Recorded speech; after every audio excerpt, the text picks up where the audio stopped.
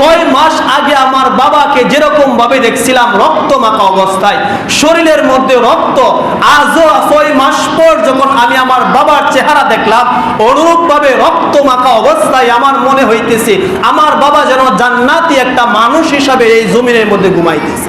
বুখারী শরীফের লম্বা একটা হাদিস, হযরতে জাবের ইবনে আব্দুল্লাহ রাদিয়াল্লাহু তাআলা আনহু, উনি উহুদ যুদ্ধে শহীদ হয়ে গিয়েছিলেন।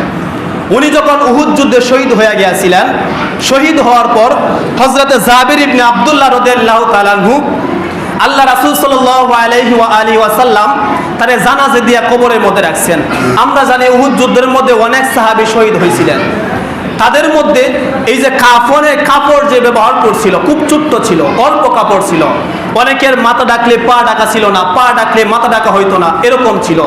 এই জাবের ইবনে আব্দুল্লাহ রাদিয়াল্লাহু তাআলা আনহুর বাগের মধ্যে ছোট্ট একটা কাপড় পরছিল, যেই কাপড়টা দ্বারা মাথা ডাকলে পা উদাম হয়ে যায়, পা ডাকলে মাথা উদাম হয়ে যায়। রাসূলুল্লাহ বলতেছেন তার মাথাটা ডাকো আর পার মধ্যে এই যে গাছালির এই যে পাতালাতা দ্বারা বা অন্য কোনো জিনিস দ্বারা ডাইকা দেও, দিছে ডাইকা। এই জাবের ইবনে আব্দুল্লাহ রাদিয়াল্লাহু তাআলা আনহু, জাবের বলতেছেন, বাবার নাম আব্দুল্লাহ, জাবের বলতেছেন আমার বাবার মধ্যে শরীরের মধ্যে যে কাফনে কাপড় দিল মাত্র অল্প একটু, মাথা ডাকছে, পা খালি রয়েছে। আমি জাবের মনে মনে চিন্তা করলাম সম্পত্তি আমার বাবা অনেক রাইখা গেছেন, টাকা পয়সা অনেক রাইখা গেছেন, বিল্ডিং কইরা গেছেন, টাকা পয়সা রাইখা গেছেন, অথচ এই সম্পদ আমার বাবা আমার জন্য রাইখা গেছেন। আর বাবার শরীরের মধ্যে মাত্র অল্প একটু কাপড় কাফনের, আমার মন মানতেছে না, আমার মন চাইতেছে আমার বাবার শরীরের মধ্যে কাফনের কাপড় সবচাইতে দামি এবং ভালো একটা জায়গার মধ্যে যেন দাফন করি, মনে মনে চিন্তা।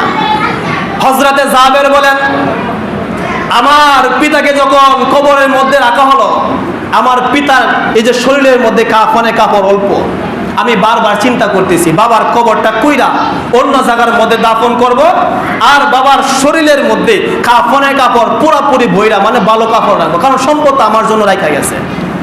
এই চিন্তা করতে করতে 6 মাস হয়ে গেছে। জাবেরের এই যে উহুদ যুদ্ধের 6 মাস পর জাবের বলেন আমি নিরিবিলি বেলায় কাউকে বললাম না, রাসূলকেও বললাম না, আমি একা একা একটা কুদাল নিলাম বা কোনো কিছু একটা নিলাম, নিয়ে যেখানে আমার বাবাকে কবর দেওয়া হয়েছিল ওই বাবার কবরের পাশে গেলাম, গিয়া আস্তে আস্তে নিরিবিলি বেলায় আমি আমার বাবার কবরটাকে খনন করতেছি। বলে কেন?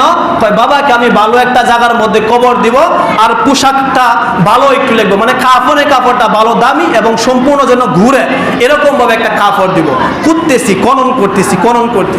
খনন যখন করতেছি, আল্লাহি আল্লাহর কসম করে বলি পৃথিবীবাসী, বুখারী শরীফের হাদিস, হযরতে জাবের বলেন যখন আমি আমার বাবার কবরটাকে খনন করলাম, করতেছি আর যত নিচে যাইতেছি দেখতেছি যেরকম ভাবে উহুদ যুদ্ধের পর আমার বাবার কবরের মধ্যে রক্ত মাখা ছিল, মাটির মধ্যে রক্ত ছিল, আমি খনন করতেছি আর ঠিক সেরকম ভাবে রক্ত পাইতেছি। সুবহানাল্লাহ।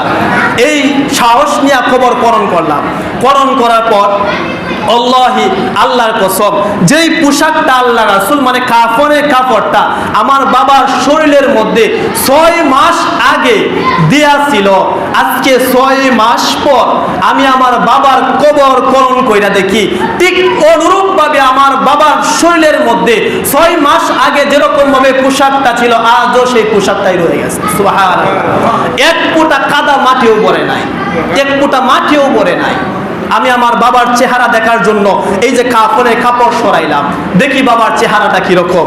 আল্লাহি আল্লাহর কসম, আমি আমার বাবার চেহারার থেকে যখন কাপড়টা সরাইলাম, 6 মাস আগে আমার বাবাকে যেরকম ভাবে দেখছিলাম রক্ত মাখা অবস্থায়, শরীরের মধ্যে রক্ত, আজও 6 মাস পর যখন আমি আমার বাবার চেহারা দেখলাম অনুরূপ ভাবে রক্ত মাখা অবস্থায় আমার মনে হইতেছে আমার বাবা যেন জান্নাতি একটা মানুষ হিসাবে এই জমিনের মধ্যে ঘুমাইতেছে। সুবহানাল্লাহ।